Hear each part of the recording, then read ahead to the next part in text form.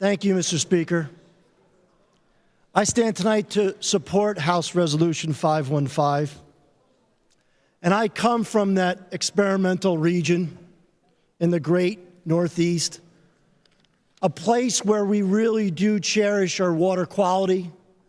Pike and Wayne counties, we sometimes call it the Northern Poconos. Because if we don't have high quality, exceptional water, Mr. Speaker, we don't have tourism. We don't have a positive experience that welcomes people back.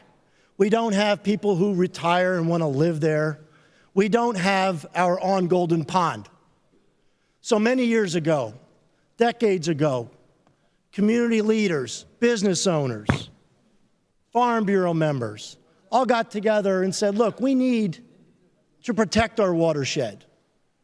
We need to establish a board with 18 members. So the Lake Wallenpaupack Watershed District was formed with 18 board members, all community leaders, Mr. Speaker. Their job was to protect the water. In 1980, we had our first baseline measurement established. We realized that we had to start through education, through working with our community, through working through the conservation districts, through the use of science. We realized that we needed to maintain the exceptional value, high quality water that we have. Because it's no fun to recreate in green or brown or multicolored water. I am proud to stand here tonight, Mr. Speaker, and read to you the 2016 Lake Wallenpaupack Water Quality Monitoring Program report, all 81 pages, which I will gladly share with any member.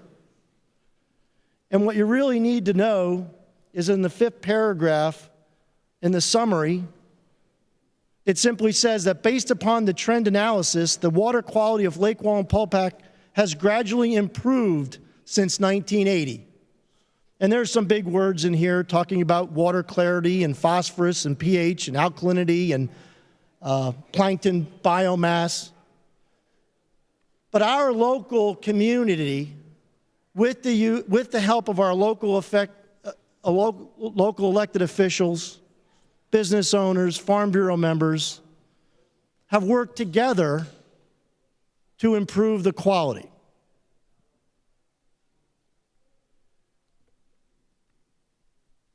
Our members think that we can continue to take care of our water system.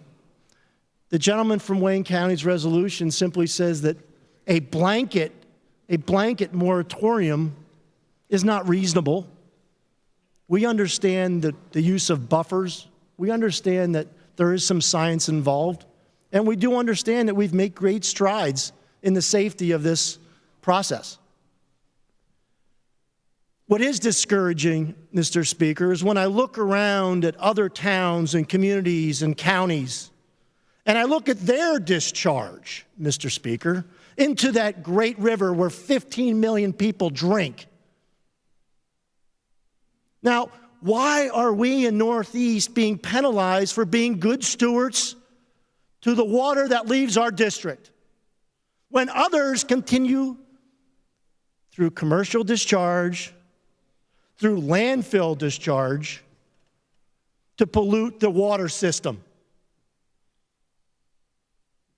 What really irked me this summer, Mr. Speaker, I had the opportunity to go over to the Garden State.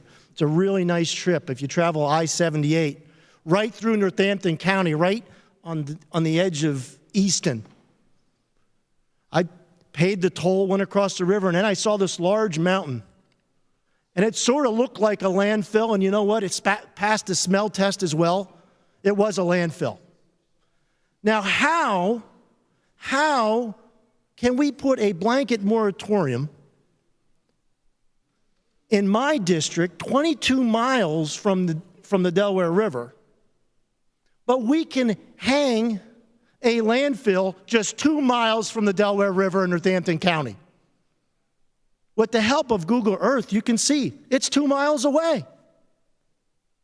Is there a moratorium, Mr. Speaker, on landfills close to the Delaware River?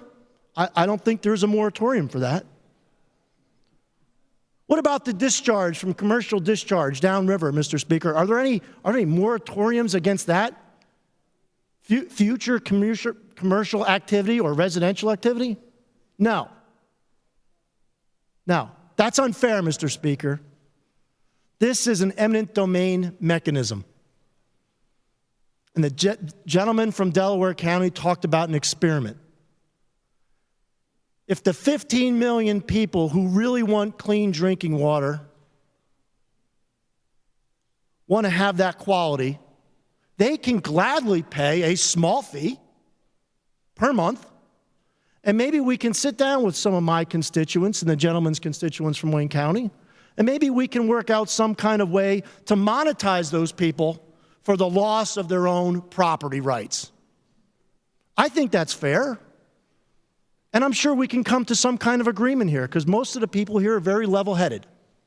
They understand that if we want to keep this pristine area and this crucial watershed district where we live clean, exceptional value, high quality, we're going to have to pay for it.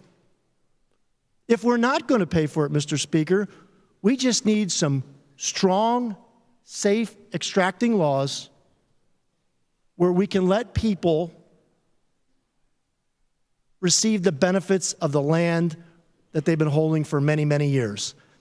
Not only that, Mr. Speaker, these people were good stewards of this land, and they have the right to the economic benefit of what's underneath their feet. So I rise tonight in support of House Resolution 515, and I ask my colleagues for an affirmative vote. Thank you.